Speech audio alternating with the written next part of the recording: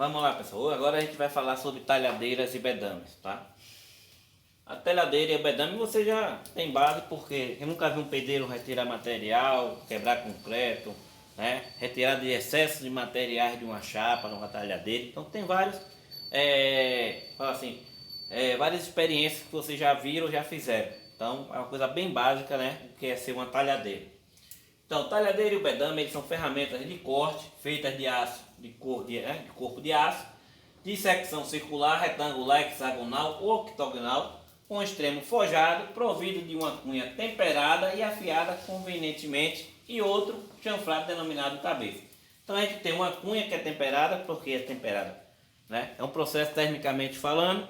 Ele aumenta a dureza do material em relação ao que o material que vai ser retirado, porque se você utilizar uma talhadeira que o material seja mole, né, como se diz assim, na parte tecnologicamente, na tecnologia dos materiais, quando você automaticamente bater, a tendência dele é você estragar a cunha e não conseguir retirar o material, tá?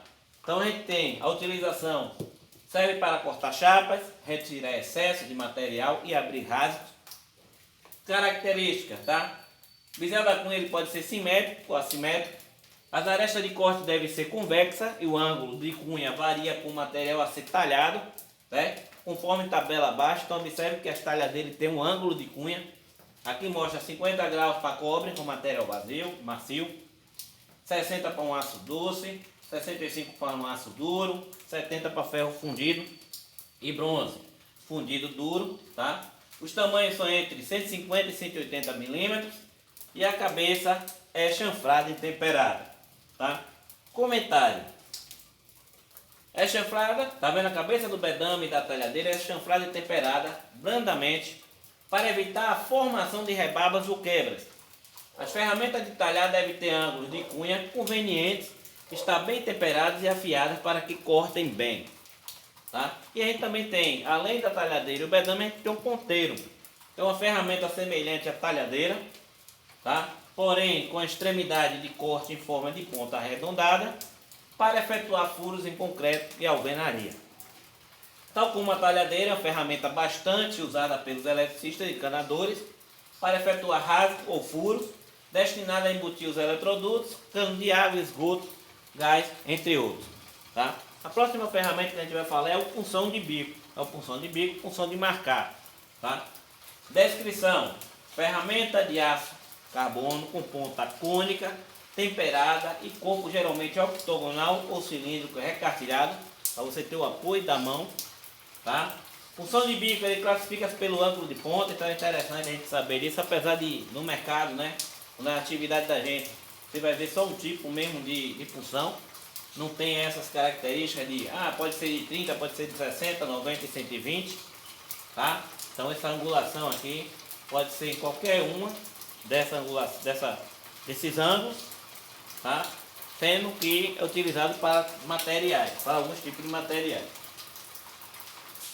Do punção de marcar, seu comprimento de 100 a 125 milímetros, a ponta é temperada com ângulo de 30 a 60 graus, tendo o corpo e o cabo recartilhados.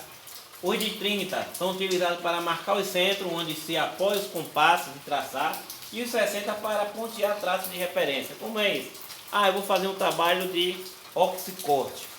Então eu tenho necessidade, né, quando eu for fazer a traçado, automaticamente que eu utilizo o maçarico, a tendência é apagar o traçado. Então eu chego em cima do traçado e venho fazendo as marcações, né, nos pontos, para que quando eu faço o corte não se torne, ainda continue minha referência.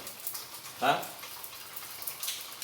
Os de 90 e 120 eles são utilizados para marcar os centros, que servem de guia para as brocas de operação de furagem. Então observe que tem a finalidade, apesar do mercado da gente hoje, né, na indústria a gente não vai achar com 3 tipos. Eu tenho, no meu carrinho não vai ter 30, 60 e 90.